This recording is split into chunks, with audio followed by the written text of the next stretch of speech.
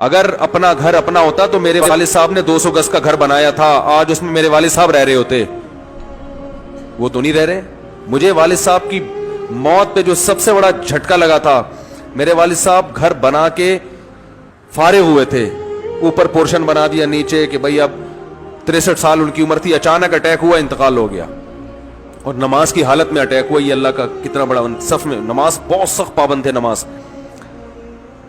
تو جس دن ان کا ہم نے تو رات 12 بجے انتقال ہوا، فجر میں ان کو ہم جلدی دفنانے کے قائل ہیں. اسلام یہی کہتا ہے نا. تو مجھے یاد ہے روزانہ والد صاحب کی ایک آواز آتی تھی، بھائی گیٹ بند کر دیا ہے کہ نہیں کیا. رات کو 10-11 بجے نا، جیسے سمجھدار والدین ہوتے ہیں بچوں کی فکر کرتے ہیں کہ گیٹ لاک کر دیا کہ نہیں کر دیا، یعنی اب گھر سے باہر نکلنے کا ٹائم ختم. روزانہ وہ چیک کرتے تھے، نہیں ہوتا تو ڈانٹ پڑتی تھی. ان کا حق تھا کہ بھائی گھر بنایا میں نے تو محفوظ ہے یا نہیں، آپ سب اندر آ گئے ہو، باہر آوارہ گردی تو نہیں کر رہا کوئی. تو رات 12 بجے ان کی ڈیتھ ہوئی ہے. صبح فجر میں ہم نے دفنایا. اگلے دن رات کو والد صاحب کی آواز، بولو بھائی، آواز نہیں. ہم اس آواز کو سننے کو دل چاہ رہا تھا. کوئی ہم سے کہے کہ گیٹ بند کر دیا کہ نہیں کر دیا. جو والد صاحب کا کمرہ تھا، جو ہم 30 سال سے دیکھ رہے تھے، ایک کمرہ مشہور تھا ابو کا کمرہ.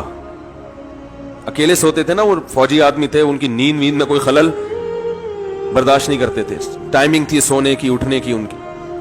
تو ایک کمرہ ہم نے ان کے لیے خود انہوں نے رکھا ہوا تھا، بھائی یہ میرا کمرہ ہے، یہاں مجھے کوئی ڈسٹرب. تو والد صاحب کی الماریاں، اس میں والد صاحب کا ایک بستر تھا. تو والد صاحب اگلے دن کیا ہوا ہے کہ وہ کمرہ خالی. تو جب ہم نے اس کمرے کی شفٹ وہ چینج کیا، اس کی سیٹنگ، تو یعنی ایک عجیب سی کیفیات تھی، وہ بیان کرنے کے قابل نہیں. انسان کو عبرت کے دنیا میں اللہ نے بہت سارے نمونے دکھائے ہیں.